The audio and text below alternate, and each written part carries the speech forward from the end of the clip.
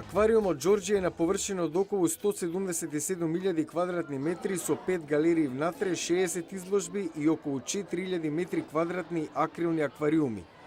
Ова е драматичниот тунел, долг 30 на метри, а над него преку 3 милиони литри морска вода. Во ова сценарио, конзервацијата на вода е втор приоритет, веднаш по грижата за животните.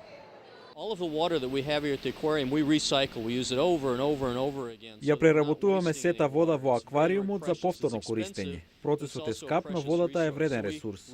Секогаш кога можеме собираме дождовна вода, ја преработуваме водата за пиење, па дури и кондензираната од уредите за разладување.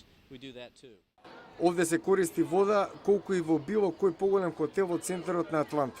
Разликата е што аквариумот користи иста вода која филтрирана и третирана се враќа во аквариумот.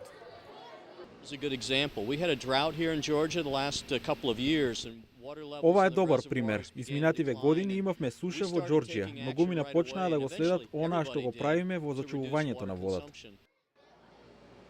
Брус Карлстон вели поттик за преземање акција била сушата која владее во Џорџија последниве неколку години. Тој сега вели со рециклирање се штеди над 5 билиони кубни метри вода годишно. Во тоалетите, кујната и други придружни простори инсталирани се чешми со слаб проток на вода. За да разберат посетителите што се случува, аквариумот прави напор тие да излезат од аквариумот со знаење и за состојбата со водата во светот и што може да се стори за проблемот. Се организираат специјални посети на ученици при што се објаснува како настанува морската вода, зошто се создаваат бранови и како функционираат масивните системи за филтрирање на водата. Но тука не се застанува. Рециклираме се што можеме, како батерии, хартија, мобилни телефони, компјутери. Зашто имаме огромна публика и навистина тоа создава обврска да им помогнеме на луѓето, да научат како можат работите да се направат подобро.